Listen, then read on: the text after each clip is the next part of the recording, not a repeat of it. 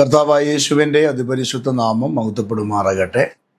ഒരു പ്രാവശ്യം കൂടെ ഗ്രേസ് ടി വിയിൽ പ്രഭാത സന്ദേശവുമായി നിങ്ങളെ അഭിസംബോധന ചെയ്യാൻ സ്വർഗത്തിലെ ദൈവം അവസരങ്ങൾ നൽകിയതിനായി ഞാൻ ദൈവത്തിന് ഇന്ന് പകലും മുഴുമാനവും മഹത്വവും അർപ്പിക്കുകയാണ്. ഓരോ ദിവസവുമുള്ള ദൈവിക സന്ദേശങ്ങൾ നമ്മുടെ ജീവിതത്തിൽ അനുഗ്രഹമാകുന്നു എന്ന് കേൾക്കുന്നതിൽ വളരെ സന്തോഷമുണ്ട്. നിങ്ങൾ അറിയിക്കുന്ന ഓരോ പ്രാർത്ഥനാ വിഷയങ്ങളും ഡയറിക്കകത്ത് എഴുതി വെച്ച് നിങ്ങൾക്ക് വേണ്ടി മുട്ടിപ്പായി യേശുഅപ്പായോട് പ്രാർത്ഥിക്കാൻ ഞങ്ങളുടെ ടീമിന് ദൈവ അവസരങ്ങൾ നൽകുന്നുണ്ട്.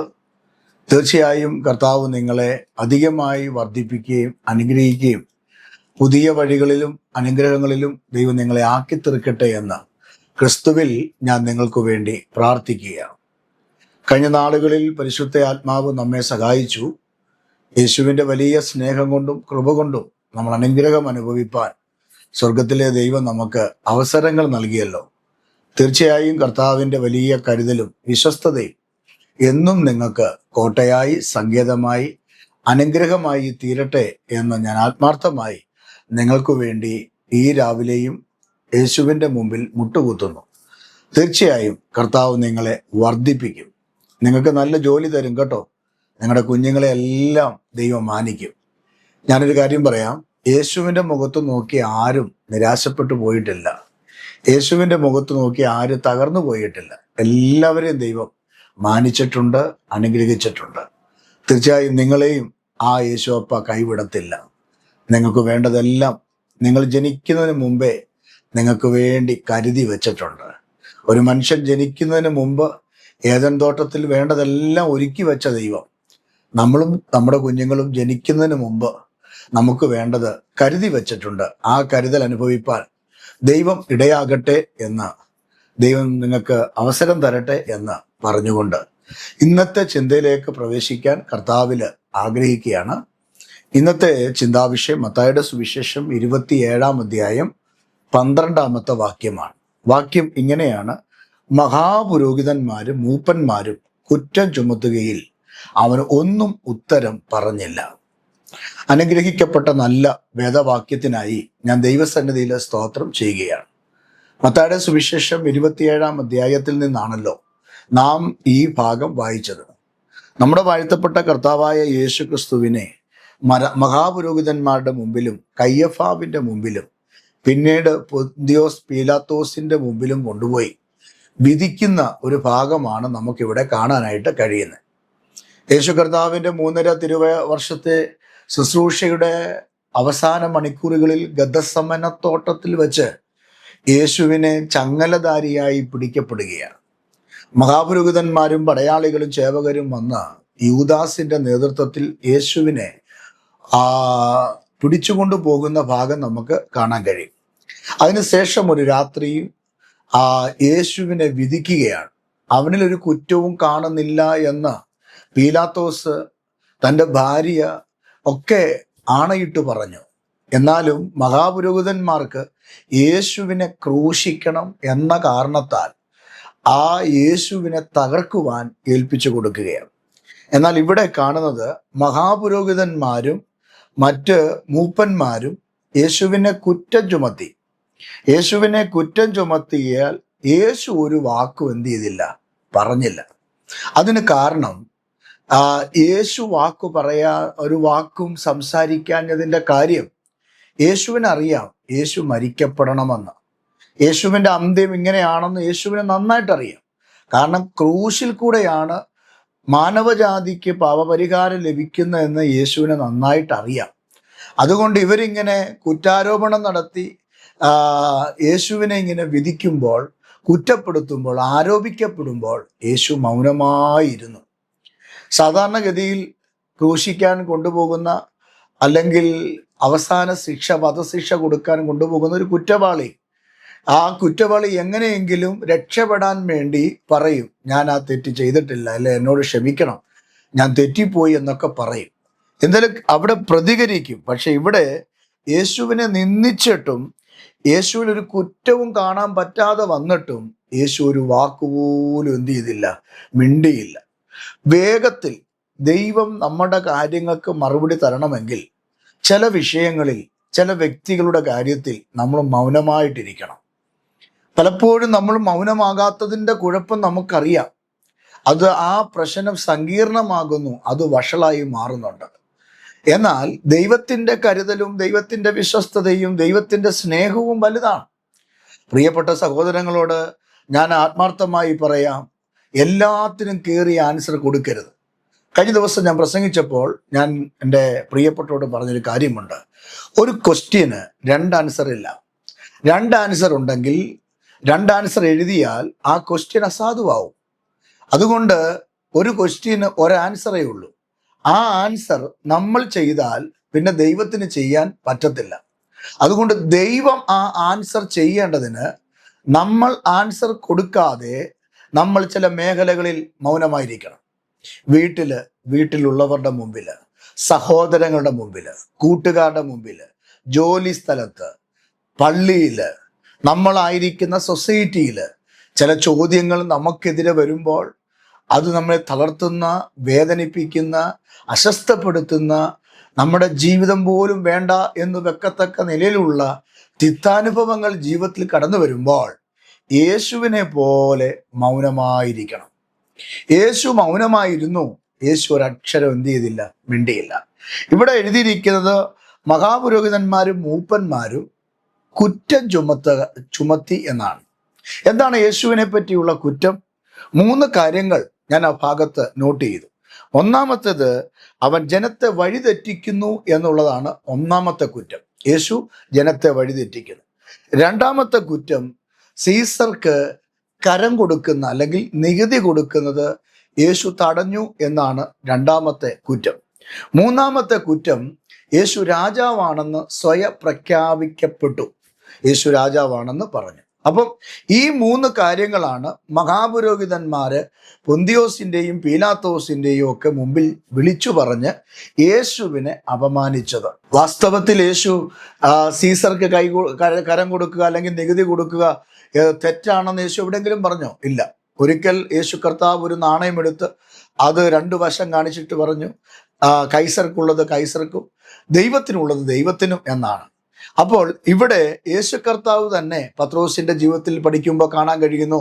യേശു കർത്താവ് പത്രോസിന് പറയുന്നു, നീ കടലിൽ പോയി ചൂണ്ടയിടുക, ഒരു മത്സ്യത്തെ കിട്ടും, അതിൻ്റെ വായിൽ ഒരു ദ്രഹ്മ കാണും, അത് നീ വിറ്റിട്ട് എന്ത് ചെയ്യണം? നിന്റെ കരം അടയ്ക്കണം, എൻ്റെയും കൂടെ അടയ്ക്കണം. അപ്പൊ യേശു ഒരിക്കലും അതിനെന്തല്ല, വിരോധമുള്ളവൻ അല്ല. പക്ഷെ ഇവന് യേശുവിനെ പറ്റി അപവാദം പറയുകയാണ്, കുറ്റപ്പെടുത്തുകയാണ്.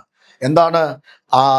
സീസർക്ക് നികുതി കൊടുക്കുന്നത് തെറ്റാണ്, കൊടുക്കരുത് എന്ന് പറഞ്ഞ് യേശുവിനെ ഇങ്ങനെ കുറ്റം പറഞ്ഞപ്പോൾ യേശു ഒരക്ഷരം പോലും മിണ്ടിയില്ല. യേശു കർത്താവ് മിണ്ടാതെ ഇരുന്നു. ലൂക്കോസ് സുവിശേഷം 23-ാം അധ്യായം 2-ാം വാക്യത്തിൽ അവൻ രാജാവാണെന്ന് പറഞ്ഞ് അവനെ കുറ്റപ്പെടുത്തുകയാണ്. കാരണം യേശു കർത്താവ് മിണ്ടാതിരിക്കാൻ കാരണം വേദപുസ്തകത്തിൽ കാണുന്നത് ഇങ്ങനെയാണ്. 7000 വർഷങ്ങൾക്ക് മുമ്പ് യേശു ജനിക്കുന്നതിൻ്റെ 7000 വർഷങ്ങൾക്ക് മുമ്പ് ജീവിച്ചിരുന്ന പ്രവാചകനായ യെശയ്യാവ് പ്രവചിച്ചിരുന്നു. ആ പ്രവചനം ഇങ്ങനെയാണ്. യെശയ്യാ പ്രവാചകന്റെ പുസ്തകം 53-ാം അധ്യായം അതിൻ്റെ 7-ാമത്തെ വാക്യം ഇങ്ങനെയാണ് എഴുതിയിരിക്കുന്നത്. തന്നെത്താൻ താഴ്ത്തി വായെ തുറക്കാതിരുന്നിട്ടും അവൻ പീഡിപ്പിക്കപ്പെട്ടു. കർത്താവ് മിണ്ടാതിരുന്നിട്ടും കർത്താവ് എന്ത് ചെയ്തു? പീഡിപ്പിക്കപ്പെട്ടു. കൊല്ലുവാൻ കൊണ്ടുപോകുന്ന കുഞ്ഞാടിനെ പോലെയും രോമം കത്രിക്കുന്നവരുടെ മുമ്പാകെ മിണ്ടാതിരിക്കുന്ന ആടിനെ പോലെ അവൻ വായ തുറക്കാതെയിരുന്നു. നമ്മുടെ വാഴ്ത്തപ്പെട്ട കർത്താവ് ജനിക്കുന്നതിന് 7000 വർഷങ്ങൾക്ക് മുമ്പ് പ്രവാചകൻ യേശുവിൻ്റെ ക്രൂശീകരണത്തെക്കുറിച്ച് എഴുതപ്പെട്ടിരിക്കുകയാണ്. അതേ പ്രവചന നിവൃത്തിയാണ് ഈ മത്തായിയുടെ സുവിശേഷത്തിൽ 27:19-12 നമ്മൾ കാണുന്നത്. അവൻ മൗനമായിരുന്നു. യേശു മൗനമായിരുന്നു. എങ്ങനെയാണ് യേശു മൗനമായിരുന്നെന്ന് പ്രവാചകൻ പറയുന്നു. അവിടെ എഴുതിയിരിക്കുന്നത് ഇങ്ങനെയാണ്. അവൻ ഓരോരുത്തരും താൻ്റെ വഴിക്ക് തിരിഞ്ഞെങ്കിലും യഹോവ നമ്മുടെ എല്ലാവരുടെ അകൃത്യം അവൻ്റെ മേൽ വെച്ചു. നമ്മുടെ എല്ലാവരുടെ അകൃത്യം യേശുവിൻ്റെ മേൽ വെച്ചു. എല്ലാ പാപങ്ങളും ചതിയും വഞ്ചനയും എല്ലാ പാപങ്ങളും യേശുവിൻ്റെ തോളിലോട്ട് യഹോവ വെച്ചു. എന്നാൽ അകൃത്യ നിമിത്തം അവൻ തകർന്നുപോയി. അവനെല്ലാ വേദനയും ഏറ്റുവാങ്ങിയിട്ട് ആടുകളെ പോലെ നമ്മൾ തെറ്റിപ്പോയപ്പോഴും യേശു കർത്താവ് ഇതെല്ലാം സഹിച്ച് നമ്മുടെ പാപങ്ങൾ മുഴുവനും യേശു അങ്ങ് എടുത്തു. ഒന്നും നമ്മുടെ മേ വെക്കാതെ സകലതും അങ്ങ് എന്ത് ചെയ്തു? ഏറ്റെടുത്തിട്ട് കർത്താവ് എന്ത് ചെയ്തു? തന്നെത്താൻ താഴ്ത്തി വായ തുറക്കാതെ ഇരുന്നിട്ടും, കർത്താവ് ഇതെല്ലാം സഹിച്ചിട്ട് എന്ത് ചെയ്തു? മിണ്ടാതെ ഇരുന്നിട്ടും അവൻ പീഡിപ്പിക്കപ്പെട്ടു, അവൻ കഷ്ടമനുഭവിച്ചു. സഹനങ്ങളിൽ കൂടെ യേശു കർത്താവ് കടന്നുപോയി. എന്നിട്ട് വായിക്കുകയാണ്, കൊല്ലുവാൻ കൊണ്ടുപോകുന്ന ആടിനെ പോലെയും രോമം കത്രിക്കുന്നവരുടെ മുമ്പാകെ മിണ്ടാതിരിക്കുന്ന ആടിനെ പോലെ അവൻ വാ തുറക്കാതെ ഇരുന്നു. ഇങ്ങനെ വാ തുറക്കാതെ ഇരുന്നപ്പോഴാണ് മത്തായിയുടെ സുവിശേഷത്തിൽ 27:14 വാക്യത്തിൽ ഇത്രയും കാര്യങ്ങൾ മഹാപുരോഹിതന്മാരും മൂപ്പന്മാരും കൂടെ പറഞ്ഞിട്ട് യേശു ഒരു വാക്ക് മിണ്ടാതെ വന്നപ്പോൾ അവർ ആശ്ചര്യപ്പെട്ടു, അവർ അതിശയിച്ചു പോയി. ഇത്രയും കുറ്റകൃത്യങ്ങൾ എന്തൊക്കെയാണ്? അവൻ ജനത്തെ വഴിതെറ്റിക്കുന്നു എന്നും, സീസർക്ക് നികുതി കൊടുക്കുന്നത് തടയുന്നു എന്നും, അപ്പോൾ തന്നെ രാജാവാകുന്നു എന്ന് ജനത്തെ പറഞ്ഞ് ധരിപ്പിച്ച് തെറ്റിക്കുന്നു, യേശുവാണ് രാജാവെന്നും മറ്റ് ഉള്ളതെല്ലാം തെറ്റാണ്, നിയമത്തിനെതിരെ നിയമകുടത്തിനെതിരെ പറയുന്നു എന്ന് പറഞ്ഞ് കുറ്റാരോപണം നടത്തി വിധിച്ചപ്പോൾ യേശു മൗനമായിരിക്കുന്നു, ഒരക്ഷരം പോലും മിണ്ടുന്നില്ല. കാരണം മറ്റൊരാൾ ആ സ്ഥാനത്തായിരുന്നെങ്കിൽ അത് റിജക്റ്റ് ചെയ്തിട്ട് അല്ലെങ്കിൽ അവിടെ നിന്ന് രക്ഷപ്പെടാൻ, എസ്കേപ്പ് ചെയ്യാൻ വേണ്ടി പല കാര്യങ്ങളും ചെയ്യും. ചിലപ്പോൾ യാചിക്കും, മുട്ടേ കിടന്ന് കരയും, നിലവിളിക്കും, കമണ് വേണം നിലവിളിച്ച് പറയും, എന്നെ രക്ഷിക്കണം, ഞാൻ തെറ്റിപ്പോയെന്ന് പറയും. പക്ഷെ ഇതൊന്നും യേശു പറയാതെ എല്ലാം കേട്ട് കർത്താവ് മൗനമായിരുന്നപ്പോൾ മഹാപുരോഹിതന്മാരും മൂപ്പന്മാരും എല്ലാം എന്ത് ചെയ്തു? ആശ്ചര്യപ്പെട്ടു. അവർ ആശ്ചര്യപ്പെടാൻ കാര്യം, കുറ്റാരോപിക്കുമ്പോൾ തങ്ങൾ രക്ഷിക്കണമെന്ന് യേശു ഒരു വാക്ക് പറഞ്ഞില്ല. അതുകൊണ്ട് യേശുവിനറിയാം, എൻ്റെ രക്തം ഈ ജനത്തിന് ആവശ്യമാണ്, എൻ്റെ ശരീരം ഈ ജനത്തിന് ആവശ്യമാണ്. എന്തുകൊണ്ടാണ് യേശു മൗനമായിരുന്നത്? യോഹന്നാന്റെ സുവിശേഷം 1:29 വാക്യത്തിൽ ലോകത്തിന്റെ പാപത്തിന് ചുമക്കുന്ന ദൈവത്തിന്റെ കുഞ്ഞാടെന്നാണ് എഴുതിയിരിക്കുന്നത്. ഈ ലോകത്തിന്റെ പാപം ചുമക്കുവാൻ യേശു കർത്താവ് കുഞ്ഞാടായി അറുക്കപ്പെട്ടിരിക്കുമ്പോൾ യേശു കർത്താവ് ക്രൂശീകരണത്തിൽ നിന്ന് മാറി നിൽക്കാൻ കഴിയില്ല. അത് പിതാവിൻ്റെ ഇഷ്ടമാണ്. തന്നെ അയച്ച പിതാവിനെ താൻ ബഹുമാനിക്കുകയും അനുസരിക്കുകയും ചെയ്തതുകൊണ്ട് യേശു കർത്താവ് യോഹന്നാന്റെ സുവിശേഷം 1:29 മൗനമായി ഇരുന്നു. ലോകത്തിന്റെ പാപത്തെ ചുമക്കുവാനായി, എൻ്റെ പാപത്തെ ചുമക്കുവാൻ, എൻ്റെ വേദനയെ ചുമക്കുവാൻ, എൻ്റെ കഷ്ടതയെ ചുമക്കുവാൻ എൻ്റെ യേശു കർത്താവ് ക്രൂശിതനായി തീർന്നു. അവൻ വിധിക്കപ്പെടുന്ന മണ്ഡലങ്ങളിൽ അവൻ മൗനമായി ഇരുന്നു. എൻ്റെ പ്രിയപ്പെട്ട സഹോദരങ്ങളോട് ഞാൻ ഇന്ന് പകൽക്കാലം ഇങ്ങനെ പറയട്ടെ, പഴയ നിയമത്തിൽ ഇസ്രായേൽ മക്കൾ മിസ്രൈമിൽ നിന്ന് മരുഭൂമിയിലേക്ക് പോകുമ്പോൾ ഫറവോനെ പിശാച് വീണ്ടും ഇടപെട്ടിട്ട് ഇസ്രായേൽ മക്കളെ നശിപ്പിക്കണം, കൊള്ള പങ്കിടണം എന്ന് പറഞ്ഞ് അവർക്കെതിരെ വാളും പരിചയും രഥവുങ്ങളുമായി അവർ മുമ്പോട്ട് വരുമ്പോൾ ഇസ്രായേൽ മക്കൾ ചെങ്കടലിന്റെ മുമ്പിൽ നിൽക്കുകയാണ്. മുമ്പോട്ട് പോകാൻ കഴിയാതെ ചെങ്കടൽ ഇങ്ങനെ കിടക്കുന്നു. പുറകോട്ട് പോയ ശത്രുക്കൾ വെട്ടിക്കൊല്ലും. വശങ്ങൾ രണ്ടും കൂർത്ത വലിയ മലകൾ നിൽക്കുന്നു. കയറി രക്ഷപ്പെടാൻ കഴിയാത്ത അവസ്ഥയെ കടന്നു വരുമ്പോൾ ആ പുറപ്പാട് പുസ്തകത്തിനകത്ത് ജനം മോശയോട് പറയുകയാണ്, മിസ്രൈമി ശവക്കുഴി ഇല്ലാഞ്ഞിട്ടാണോ ഞങ്ങളെ ഇവിടെ കൊണ്ടുവന്നത്? ഞങ്ങളെ എന്തിനാണ് ഇവിടെ കൊണ്ടുവന്ന് ഇങ്ങനെ ഞങ്ങൾ കഷ്ടപ്പെടുത്തി ചോദിച്ചപ്പോൾ യഹോവയായ ദൈവത്തിന്റെ ദാസനായ മോശ പറഞ്ഞൊരു കാര്യം ഇതിനോട് ഞാൻ കൂട്ടിച്ചേർക്കുകയാ. യഹോവയായ ദൈവത്തിന്റെ ദാസനായ മോശ ഇസ്രായേൽ മക്കളോട് പറഞ്ഞത്, നിങ്ങൾ മിണ്ടാതിരിപ്പീൻ, യഹോവ നമുക്ക് വേണ്ടി വൻ കാര്യം ചെയ്യും, യഹോവ നമുക്ക് വേണ്ടി യുദ്ധം ചെയ്യും, നിങ്ങൾ മൗനമായിരുന്നാൽ മതി. അതേ പ്രിയരെ, യേശു കർത്താവിനെ വിധിച്ചപ്പോൾ, കുറ്റപ്പെടുത്തിയപ്പോൾ യേശു മൗനമായെങ്കിൽ ഈ ഇസ്രായേൽ മക്കളുടെ പുറകെ ഫറവോന് സൈന്യം വന്നപ്പോൾ അവർ മരണത്തിന്റെ മുന്നിൽ നിൽക്കുമ്പോൾ മോശയിൽ കൂടെ ഇസ്രായേലിനോട് പറഞ്ഞതുപോലെ നിങ്ങൾ മിണ്ടാതിരിക്കുക, മൗനമായിരിക്കുക, യഹോവ നമുക്ക് വേണ്ടി അത്ഭുതം ചെയ്യുമെന്ന് പറഞ്ഞിട്ടുണ്ടെങ്കിൽ ജീവിതയാത്രയിൽ, നിങ്ങളുടെ കുടുംബത്തിൽ, നിങ്ങളുടെ കുടുംബജീവിതത്തിൽ, നിങ്ങളുടെ ജോലിയിൽ, നിങ്ങളുടെ ആരോഗ്യത്തിൽ, നിങ്ങളുടെ ശുശ്രൂഷ മേഖലകളിൽ, അല്ല നിങ്ങളുടെ ജോലി സ്ഥലങ്ങളിൽ നിങ്ങൾ നേരിടുന്ന ചില തിക്താനുഭവങ്ങൾ, നിങ്ങൾ വാച അറിയാത്ത ചില കാര്യങ്ങൾ നിങ്ങളുടെ മേൽ അടിച്ചേൽപ്പിച്ച് നിങ്ങളെ കുറ്റക്കാരാക്കി നിങ്ങളെ കുറ്റം വിധിക്കുമ്പോൾ യേശു കർത്താവിനെ കുറ്റം പറഞ്ഞതുപോലെ യേശു അറിയാത്ത, യേശു ചെയ്യാത്ത കാര്യങ്ങൾ യേശുവിൻ്റെ മേൽ അടിച്ചേൽപ്പിച്ച് ക്രൂശിക്കാൻ വേണ്ടി ഒരുപറ്റ മൂപ്പന്മാരും മഹാപുരോഹിതന്മാരും റെഡിയായി നിന്നതുപോലെ നമ്മുടെ ജീവിതയാത്രയിൽ നമ്മെ തകർക്കുവാൻ, നമ്മുടെ ജീവിതത്തിൽ സ്വസ്ഥത എടുത്ത് കളയുവാൻ, നമ്മുടെ കുടുംബ ജീവിതത്തിലെ സമാധാനത്തെ നശിപ്പിക്കുവാൻ പിശാച് തൻ്റെ തന്ത്രങ്ങൾ മെനഞ്ഞു വരുമ്പോൾ മോശ പറഞ്ഞതുപോലെ മൗനമായിരുന്നാൽ മതി, മിണ്ടാതിരുന്നാൽ മതി, ദൈവം എന്ന് നീ അറിഞ്ഞുകൊള്ളും. വേദപുസ്തകത്തിൽ ഇങ്ങനെ വായിക്കും, ഞാൻ മിണ്ടാതിരും ദൈവം എന്ന് അറിഞ്ഞുകൊള്ളുക. അതേ പ്രിയപ്പെട്ടവരെ, എല്ലാ കാര്യത്തിലും പ്രതികരിക്കാതെ ദൈവസന്നിധി മുട്ടുമടക്ക്. നിങ്ങൾ ദൈവത്തോട് നിങ്ങളുടെ കാര്യങ്ങൾ പറ. നിങ്ങളുടെ സങ്കടങ്ങൾ അറിയുവാൻ, നിങ്ങളുടെ വേദനകൾ അറിയുവാൻ സ്വർഗത്തിൽ ഒരു പിതാവുണ്ട്. യേശു കർത്താവിനെ കുറ്റം വിധിക്കുമ്പോഴും യേശു കർത്താവ് സ്വർഗത്തിലെ ദൈവത്തിന് കീഴ്പ്പെട്ടിരുന്നു കൊണ്ട് അനുസരണമുള്ളവനായി ആമേ ഗതസമന തോട്ടത്തിൽ യേശു കർത്താവ് പ്രാർത്ഥിച്ചപ്പോൾ പറഞ്ഞത്, കഴിയുമെങ്കിൽ ഈ പാനപാത്രം, ഈ വേദന, ഈ സഹനം എന്നിൽ നിന്ന് നീക്കണമേ എന്നാണെങ്കിൽ പിതാവായ ദൈവം മൗനമായിരുന്നപ്പോൾ, എങ്കിൽ എൻ്റെ ഗിതമല്ലപ്പാ അങ്ങയുടെ ഗിതം നിറവേറട്ടെ എന്ന് പറഞ്ഞ് അവിടെ മുതൽ യേശു കർത്താവ് ക്രൂശ് വരെ, കാൽവറി വരെ പിതാവിൻ്റെ ഇഷ്ടം നിറവേറാൻ കർത്താവ് മൗനമായി സകലതും ഏറ്റുവാങ്ങി.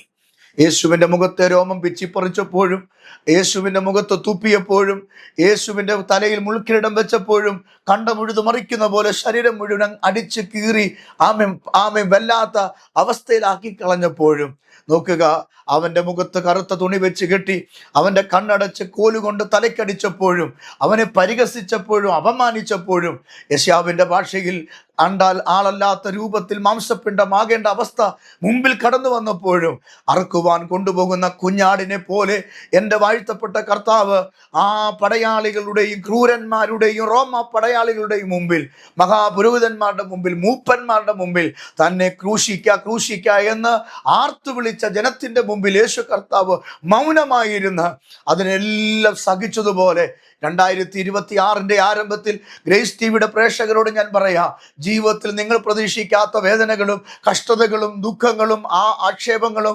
അപവാദങ്ങളും ആരോപണങ്ങളും നിങ്ങൾക്കെതിരെ കടന്നു വരുമ്പോൾ യേശു കർത്താവ് വലിയവനാണെന്ന് വിളിച്ചു പറയുവാൻ, യേശു കർത്താവ് വലിയവനാണെന്ന് വിളിച്ച് അമ്മ നെഞ്ചോട് ചേർത്ത് വെച്ച് വിശ്വാസത്തോടെ പറയുക. ദൈവസന്നിധി മുട്ടിപ്പായി കരയുകയും പ്രാർത്ഥിക്കുകയും ചെയ്യാൻ നിങ്ങൾ തയ്യാറാണെങ്കിൽ ദൈവം നിങ്ങൾക്ക് വേണ്ടി അത്ഭുതത്തിൻ്റെ വാതിലുകൾ തുറക്കും. നിങ്ങൾ വിഷമിക്കേണ്ട, വേഗത്തിൽ നിങ്ങൾക്കൊരു മറുപടിയുണ്ട്, വേഗത്തിൽ നിങ്ങൾക്കൊരു മറുപടിയുണ്ട്. ഇന്ന് രാവിലെ ആത്മാവ് ഞാൻ പറയാം, ആ മിന്നലിൽ ക്രൂശീകരണത്തിൻ്റെ ഒരു വെള്ളിയാഴ്ച, ദുഃഖത്തിൻ്റെ ഒരു വെള്ളിയാഴ്ച, ദുഃഖ വെള്ളിയാഴ്ച യേശുവിന് ഉണ്ടായിരുന്നെങ്കിൽ ഒരു ഉയർപ്പിൻ്റെ ഞായറാഴ്ച യേശുവിന് ഉണ്ടായിരുന്നു.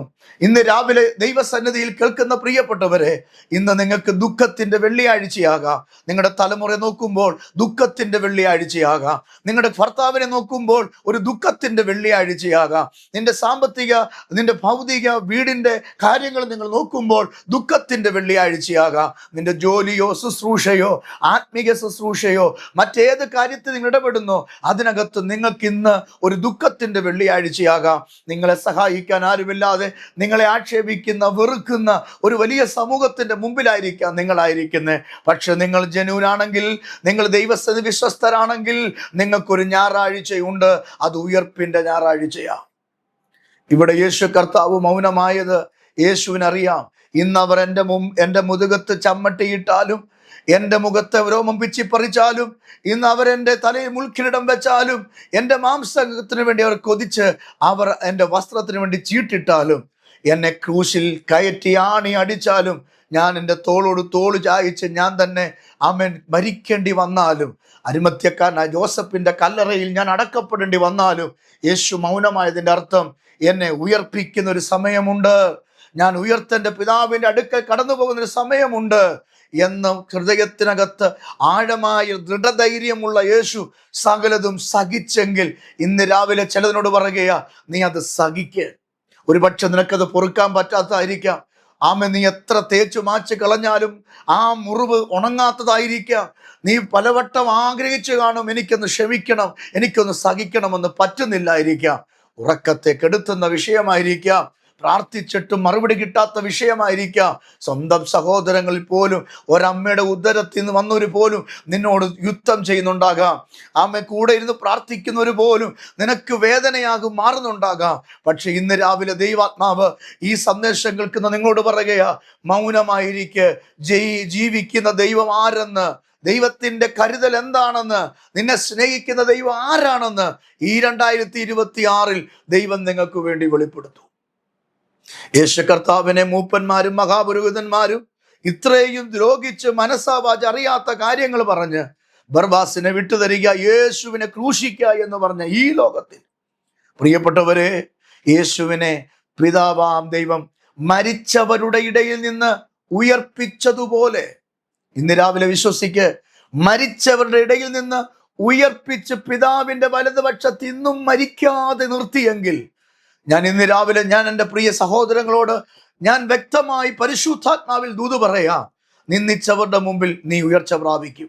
നിന്നെ അപമാനിച്ചവരുടെ മുമ്പിൽ നീ ഉയർച്ച പ്രാപിക്കും. നിന്നെ തകർക്കാൻ നോക്കിയവരുടെ മുമ്പിൽ നീ ഉയർച്ച പ്രാപിക്കും.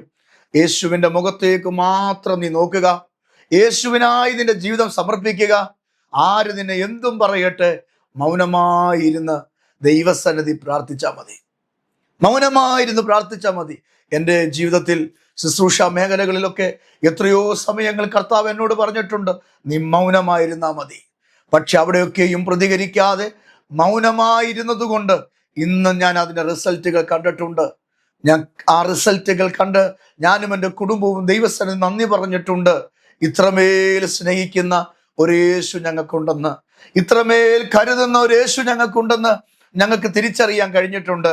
അതുകൊണ്ട് അനുഭവ വെളിച്ചത്തിൽ ഞാൻ നിങ്ങളോട് പറയാം, ഈ ലോകം നമുക്ക് ശാശ്വതമല്ല. ഈ ലോകക്കാരല്ല നമ്മൾ. അതുകൊണ്ട് ഈ ലോകം നമ്മളെ വെറുക്കും, ഈ ലോകം നമ്മളെ പകയ്ക്കും പ്രിയരെ. പക്ഷെ ചില വിഷയത്തിൽ നിങ്ങൾ മൗനമായിരിക്കണം.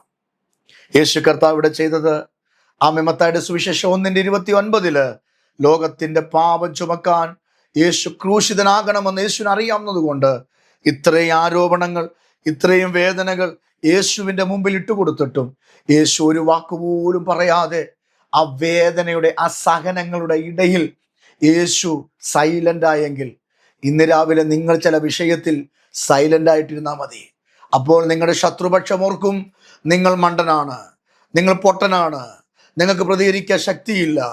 പക്ഷെ അതൊക്കെ കേട്ടാലും മൗനമായിരിക്കണം. ദൈവം നിനക്ക് വേണ്ടി ഇറങ്ങി വരും.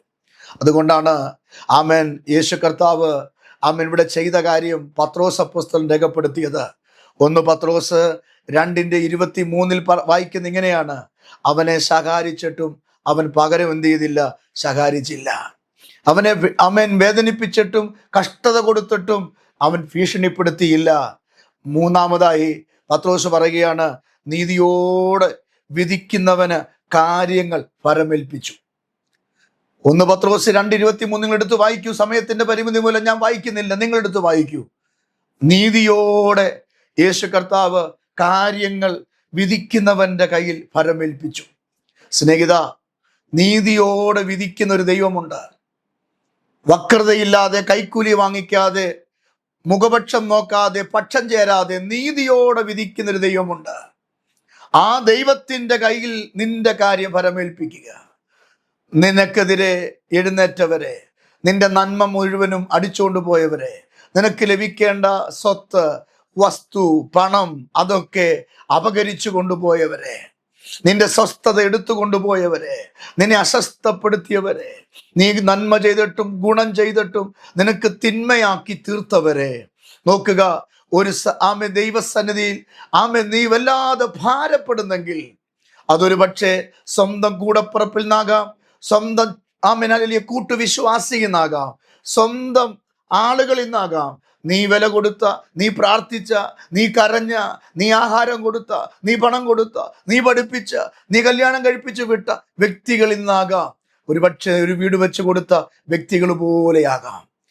നിന്റെ വസ്തുവിനോട് ചേർന്ന് 10 സെന്റ് എഴുതി കൊടുത്ത അനുഭവിക്കുന്നവരാകാം നിനക്കെതിരെ വാടകോരുന്നത്. എന്നാൽ യേശു കർത്താവ് മൗനമായതുപോലെ ഇന്ന് രാവിലെ നിങ്ങൾ മൗനമായിരിക്കുക. നീതിയോടെ, അതാണ് പത്രോസ് പറഞ്ഞത്. 1 പത്രോസ് 2:23 നീതിയോടെ വിധിക്കുന്നവൻ കാര്യങ്ങൾ പരമേൽപ്പിക്കപ്പെട്ടു. നിങ്ങളുടെ കാര്യങ്ങൾ കർത്താവിന്റെ കൈ കൊടുക്ക്. നീതിയോടെ വിധിക്കും. ഇലയ്ക്കും മുള്ളിനും കേടില്ലാതെ ദൈവം നിന്റെ കാര്യങ്ങൾ ചെയ്തു തരും. നമുക്ക് പറയാൻ ഒരുവൻ സ്വർഗത്തിലുണ്ട്. നമ്മുടെ ജാമ്യക്കാരൻ സ്വർഗത്തിലാണ്. പ്രതികരിക്കരുത്, അതിൻ്റെ പുറകെ നീ പോകരുത്, നീ തിരിച്ചു ഭീഷണിപ്പെടുത്തരുത്, നീ പകരം ശകാരിക്കരുത്. ദൈവസന്നിധിയിൽ മുട്ടുമടക്കി പ്രാർത്ഥിച്ചാൽ മതി. കഴിയുമെങ്കിൽ ഒരു 2-3 ദിവസം ആ വിഷയത്തിന് വേണ്ടി ആഹാരങ്ങളൊക്കെ ഒന്ന് വെടിഞ്ഞ് ദൈവസന്നിധി ഇരിക്കുക, ദൈവത്തോട് പ്രാർത്ഥിക്ക്, കരഞ്ഞു പ്രാർത്ഥിക്ക്. 2 കവിളിൽ നിന്നും കണ്ണുനീർ ഒഴുകി വരട്ടെ, ഹൃദയം ഒന്ന് തകരട്ടെ. കർത്താവിനോട് കരം മലർത്തി പിടിച്ചിട്ട് കർത്താവിൻ്റെ സന്നിധി ഇങ്ങനെ പ്രാർത്ഥിക്കണം: കർത്താവേ, ഞാൻ ഈ കാര്യത്തിൽ നിരപരാധിയാ, ഞാൻ ഈ കാര്യത്തിൽ അപ്രാപ്തനാ, എനിക്ക് കഴിവില്ല, എനിക്കിതിൽ ഇടപെടാൻ കഴിയില്ല. എൻ്റെ നന്മ നഷ്ടപ്പെടരുത്, എൻ്റെ ആരോഗ്യം നഷ്ടപ്പെടരുത്, എൻ്റെ കുഞ്ഞുങ്ങൾ നഷ്ടമാകരുത്. കർത്താവേ, എൻ്റെ കാര്യം നിന്നിൽ ഭരമേൽപ്പിക്കുന്നു എന്ന് പറഞ്ഞ് ചില വിഷയത്തിൽ നീ മൗനമായിരിക്കണം, ചില വിഷയത്തിൽ നീ മിണ്ടാതെ ഇരിക്കണം. സ്വർഗത്തിലെ ദൈവം നിങ്ങൾക്ക് വേണ്ടി അത്ഭുതം ചെയ്യും. ഞാനത് കണ്ടിട്ടുണ്ട് പ്രിയരെ. ചില വിഷയങ്ങളിൽ ഞങ്ങൾ മൗനമായിരുന്നിട്ടുണ്ട്. ഹല്ലേലൂയ. ചില നന്മകൾ ഞങ്ങൾക്ക് ലഭിക്കേണ്ടതിനെ തടഞ്ഞു വെച്ചിട്ട്, ആ തടഞ്ഞു വെക്കുക മാത്രമല്ല, വേദനകരമായ കാര്യങ്ങൾ പറഞ്ഞു വരുത്തിയപ്പോഴും ഞങ്ങൾ ദൈവസന്നിധി മൗനമായിരുന്നിട്ടുണ്ട്. പക്ഷെ ദൈവം ഞങ്ങൾക്ക് കടക്കാരനല്ല. ദൈവം ഞങ്ങളെ മാനിച്ചു, ദൈവം ഞങ്ങളെ വിടുവിച്ചു. അങ്ങനെയാണെങ്കിൽ ആ യേശുവിനെ ഞാൻ നിങ്ങൾക്ക് തരികയാ. നിങ്ങളുടെ കാര്യങ്ങൾ പറയാൻ, ന്യായമായത് ചെയ്തു തരാൻ സ്വർഗത്തിലൊരു പിതാവുണ്ട്. അതുകൊണ്ട് നിങ്ങൾ കേസിനും വഴക്കിനും ബഹളത്തിനും നിങ്ങൾ പോകണ്ട. ആ വഴി റൈറ്റ് അല്ലെന്ന് കണ്ടു കഴിഞ്ഞാൽ അടുത്ത വഴി മാറി പൊക്കോണം. അതിൻ്റെ പുറകെ നിങ്ങൾ പോകരുത്. അത് നിങ്ങളുടെ കയ്യിൽ വന്നു ചേരേണ്ടതാണെങ്കിൽ, നിങ്ങൾക്ക് അവിടെ നീതി കിട്ടേണ്ടതാണെങ്കിൽ നിങ്ങളുടെ പുറകെ അത് വരും. അത് നിങ്ങൾക്ക് അനുകൂലമായി മാറും. അതുകൊണ്ട് ദൈവസന്നിധി പരിശുദ്ധാത്മാവിൽ ഞാൻ ഇന്ന് പകൽ ഇങ്ങനെ പറയുക: യേശു മഹാപുരോഹിതന്മാരുടെയും മൂപ്പന്മാരുടെയും വാക്കിന്റെ മുമ്പിൽ മൗനമായിരുന്നതുപോലെ നിങ്ങളും മൗനമായിരിക്കുക. നിങ്ങളുടെ മൗനതയിൽ കർത്താവ് വേഗം അത്ഭുതം പ്രവർത്തിക്കും. അല്ല, നിങ്ങൾ അത് കയറി അറ്റാക്ക് ചെയ്ത്, നിങ്ങൾ പകരം പറഞ്ഞും പകരം ചെയ്തും യുദ്ധത്തിന് നിങ്ങൾ തുടർന്നാൽ യേശുവിന് പ്രവർത്തിക്കാൻ കഴിയത്തില്ല. യേശു നിങ്ങൾക്ക് വേണ്ടി പ്രവർത്തിക്കണമെങ്കിൽ ആ വിഷയം കോടതി കൊണ്ട് കൊടുക്കരുത്, പോലീസിന്റെ കൈ കൊണ്ട് കൊടുക്കരുത്, പഞ്ചായത്ത് മെമ്പറിന്റെ കൈ കൊണ്ട് കൊടുക്കരുത്, സഭയിലെ മൂപ്പന്റെ കൈ കൊണ്ട് കൊടുക്കരുത്. നിങ്ങൾ യേശുവിന്റെ കൈ കൊടുക്കണം. നിങ്ങളുടെ വേദനകൾ യേശുവിൽ പകരണം. അതുകൊണ്ട് പത്രോസ് പറഞ്ഞത്, നീതിയോടെ വിധിക്കുന്നവന്റെ കയ്യിൽ ഞങ്ങൾ കാര്യങ്ങൾ പരമേൽപ്പിച്ചുവെന്ന്. നിങ്ങളുടെ കാര്യങ്ങൾ എന്തുവാകട്ടെ അത് അങ്ങോട്ട് പരമേൽപ്പിക്ക്, മൗനമായിരിക്കെ. ദൈവം വേഗത്തിൽ ഒരത്ഭുതം നിങ്ങൾക്ക് വേണ്ടി ചെയ്യും. അങ്ങനെയാണെങ്കിൽ ഞാൻ ഇന്ന് രാവിലെ നിങ്ങൾക്ക് വേണ്ടി പ്രാർത്ഥിക്കട്ടെ. ഏത് വിഷയത്തിലാണ് നിങ്ങൾ ഭാരപ്പെടുന്നത്, ഇപ്പോൾ അത് നിങ്ങളുടെ മനസ്സിലേക്ക് കൊണ്ടുപോവാ. എന്നിട്ട് കർത്താവിനോട് പറ: കർത്താവേ, ഈ വിഷയം അങ്ങയുടെ കൈ തരികയാണ്. ഞാൻ ഇനി ഒന്നിനും പോകുന്നില്ല, ഞാൻ ഒരു പ്രതികരണവും ചെയ്യാൻ പോകുന്നില്ല, ഞാൻ മൗനമായിരിക്കാൻ പോകുക. എൻ്റെ ഭാഗമാണ് ക്ലിയർ എന്ന് തെളിയിക്കാൻ വേണ്ടി ഞാൻ പല സ്ഥലങ്ങളിലും പല കാര്യങ്ങളും ചെയ്തു. ഇനി ഞാൻ അതിനൊന്നും പോകുന്നില്ല. കർത്താവേ, എൻ്റെ വശത്ത് സത്യമുണ്ടെന്ന് അങ്ങയ്ക്ക് അറിയാമല്ലോ. അതുകൊണ്ട് കർത്താവെ, നീതിയോടെ കാര്യങ്ങൾ ചെയ്യുന്ന അങ്ങയിൽ എൻ്റെ കാര്യങ്ങൾ ഞാൻ ഭരമേൽപ്പിക്കുന്നു. ഓ കർത്താവിൻ്റെ ആത്മാവ് ഇന്ന് പകൽക്കാലം ആരോടോ പറയുകയാ. നിങ്ങൾ ബൈബിൾ തുറക്കണം കേട്ടോ. 1 പത്രോസ് 2:23 നിങ്ങൾ വായിക്കണം. ആ വാക്യത്തിൽ നിങ്ങൾ കൈവയ്ക്കണം. എന്നിട്ട് നിങ്ങൾ ദൈവത്തോട് പറയണം: ഈ വാക്യം പോലെ ഞങ്ങൾ കർത്താവിൽ ഞങ്ങളുടെ കാര്യങ്ങൾ തരികയാണ്, ഞങ്ങൾക്ക് വേണ്ടി അങ്ങ് യുദ്ധം ചെയ്യണം. മോശ ഇസ്രായേൽ മക്കളോട് പറഞ്ഞതുപോലെ യഹോവ നമുക്ക് വേണ്ടി യുദ്ധം ചെയ്യും, മിണ്ടാതിരുന്നാ മതി എന്ന് പറഞ്ഞതുപോലെ മൂപ്പന്മാരും നോക്കുക മഹാപുരോഹിതന്മാരും യേശുവിനെ ക്രൂശിക്കുക എന്ന് പറഞ്ഞു. യേശുവിനെ പറ്റി കള്ളത്തരങ്ങൾ പറഞ്ഞ് അപമാനിച്ചപ്പോഴും യേശു മൗനമായിരുന്നത് ദൈവത്തിന്റെ പ്രവൃത്തി ഉണ്ട് എന്ന് അറിയാവുന്നത് കൊണ്ടാണ്. അങ്ങനെയാണെങ്കിൽ നാം കടന്നു പോകുന്ന വിഷയത്തിൽ ഒരു ദൈവപദ്ധതി വെളിപ്പെടും. 2026 വെളിപ്പെടും. നിന്റെ നിരപരാധിത്വം ദൈവം തെളിയിക്കും. നിന്നെ അറിയുന്ന ദൈവമുണ്ട്. നീ വളരുന്നു എന്ന് കാണുമ്പോൾ, നീ ഉയർച്ച പ്രാപിക്കുന്നു കാണുമ്പോൾ, നീ എന്തെങ്കിലുമൊക്കെ ചെയ്യുന്നു എന്ന് കാണുമ്പോൾ, നിന്റെ നന്മ വർദ്ധിക്കുന്നു കാണുമ്പോൾ, നിന്റെ കുഞ്ഞിനൊരു വഴി തുറക്കുന്നു എന്ന് കാണുമ്പോൾ, നീ ഒരു വാഹനം വാങ്ങിക്കുന്നു, നീ ഒരു വീട് വെക്കുന്നു, നിന്റെ കൊച്ചിനെ കല്യാണം കഴിപ്പിക്കുന്നു എന്ന് കാണുമ്പോൾ, രക്തബന്ധങ്ങൾ പോലും പല്ലുരുകി ജീവിക്കുമ്പോൾ, ദൈവമക്കളെ പ്രതികരിക്കാൻ പോകല്ലേ, മൗനമായിരിക്കണേ. ദൈവം നിങ്ങളുടെ കൂടെയുണ്ട്. ഞാൻ നിങ്ങൾക്ക് വേണ്ടി പ്രാർത്ഥിക്കാം. കർത്താവാം ദൈവമേ, സ്വർഗീയ പിതാവേ, ഞങ്ങളെ കൽപ്പിച്ച നല്ല വചനത്തിനായി സ്തോത്രം. ഇന്ന് രാവിലെ യേശുവിൻ്റെ നാമത്തിൽ ഈ വചനം വെച്ച് ഞങ്ങൾ പ്രാർത്ഥിക്കുന്നു. മൂപ്പന്മാരും മഹാപുരോഹിതന്മാരും യേശുവിനെ കുറ്റം ചുമത്തിയപ്പോൾ, കർത്താവേ, അങ്ങ് സീസറിന് നികുതി കൊടുക്കുന്നത് തെറ്റാണെന്ന് പഠിപ്പിച്ചു എന്നും, അങ്ങ് രാജാവാണ്, അങ്ങാണ് രാജാവ്, യഹൂദന്മാരുടെ രാജാവ് എന്ന് പറഞ്ഞ് പഠിപ്പിച്ചു എന്നും, ജനത്തെ വഴിതെറ്റിക്കുന്നു എന്നും പറഞ്ഞ് അവരെ കർത്താവിനെ കുറ്റപ്പെടുത്തിയപ്പോൾ അങ്ങ് ആ പൊന്തിയോസ് പീലാത്തോസിന്റെ മുമ്പിൽ, മഹാപുരോഹിതന്മാരുടെ മുമ്പിൽ, ആ സന്നിധി സംഘത്തിന്റെ മുമ്പിൽ, എൻ്റെ കർത്താവെ, അങ്ങ് മൗനമായിരുന്നതുപോലെ ഞങ്ങൾ മൗനമാകാൻ. കർത്താവെ, മോശ ഇസ്രായേലിനോട് പറഞ്ഞതുപോലെ യഹോവ ഞങ്ങൾക്ക് വേണ്ടി യുദ്ധം ചെയ്യും, നിങ്ങൾ മിണ്ടാതിരിപ്പീൻ എന്ന് പറഞ്ഞതുപോലെ ഞങ്ങൾ മിണ്ടാതിരിക്കാൻ, യേശു മൗനമായതുപോലെ ഞങ്ങളും ചില വിഷയത്തിൽ മൗനമായിരുന്ന് ദൈവത്തിൻ്റെ പദ്ധതി കാണാൻ ഞങ്ങൾ തന്നെ കർത്താവിൻ്റെ കരങ്ങളിൽ സമർപ്പിക്കുന്ന കർത്താവെ, അല്പം താമസിച്ചാലും ദൈവത്തിൻ്റെ നീതി ഈ മക്കൾക്ക് വേണ്ടി വെളിപ്പെടണമേ. ദൈവമേ, ഇവരെ അനുഗ്രഹിക്കണമേ, ഇവരുടെ കൈക്ക് പിടിക്കണേ, ഇവരുടെ പണം നഷ്ടമാകല്ലേ, ഇവരുടെ ആരോഗ്യം നഷ്ടമാകല്ലേ, ഇവരുടെ ശുശ്രൂഷ നഷ്ടമാകല്ലേ, ഇവരുടെ ജോലി നഷ്ടമാകല്ലേ. എല്ലാ മേഖലകളിലും കർത്താവ് ഏൽക്കണമേ. ഞങ്ങളുടെ കാര്യങ്ങൾ നീതിയോടെ പ്രവർത്തിക്കുന്നവന്റെ കയ്യിൽ ഫലമേൽപ്പിക്കുന്നു എന്ന് പത്രോസ് പറഞ്ഞതുപോലെ കർത്താവെ, ഞങ്ങളുടെ കാര്യങ്ങൾ അങ്ങയുടെ കരങ്ങളിൽ ഏൽപ്പിക്കുക. അങ്ങ് തന്നെ ഇത് ഏറ്റെടുക്കണം, അങ്ങ് തന്നെ ഇതിൻ്റെ മേൽ പ്രവർത്തിക്കണം. പിതാവിൻ്റെയും പുത്രൻ്റെയും പരിശുദ്ധാത്മാവിൻ്റെയും നാമത്തിൽ ഈ ആണ്ടിൻ്റെ ആരംഭ മാസത്തിൽ ഈ ദൂത് ഈ ജനത്തിന് കൊടുക്കുന്ന കർത്താവെ, തകർന്നിരിക്കുന്ന, നുറുങ്ങിയിരിക്കുന്ന, ഭാരപ്പെട്ടിരിക്കുന്ന ആരെങ്കിലും ഇന്ന് പകൽ ഈ സന്ദേശം കേൾക്കുന്നെങ്കിൽ വേഗത്തിൽ അവർക്ക് മറുപടി കൊടുക്കണമേ. മൗനമായിരിക്കാനുള്ള കൃപ കൊടുക്കണമേ കർത്താവെ. സഹിക്കാനും ക്ഷമിക്കാനും പൊറുക്കാനും ഒരു ദൈവകൃപ ഇവരുടെ മേൽ പകരണമേ. അങ്ങ് പ്രാർത്ഥന കേട്ടതിനായി സ്തോത്രം. യേശുവിൻ ധന്യമുള്ള നാമത്തിൽ തന്നെ ആമേൻ. ദൈവം നിങ്ങളെ അനുഗ്രഹിക്കുമാറാകട്ടെ. നീതിയോടെ വിധിക്കുന്ന കർത്താവിൻ്റെ കയ്യിൽ നിങ്ങളുടെ കാര്യങ്ങൾ ഫലമേൽപ്പിച്ച് മൗനമായിട്ടിരിക്കുക. ഈ വർഷം തന്നെ നിങ്ങൾക്ക് മറുപടിയുണ്ട്. ദൈവം നിങ്ങളെ അനുഗ്രഹിക്കുമാറാകട്ടെ. ആമേൻ.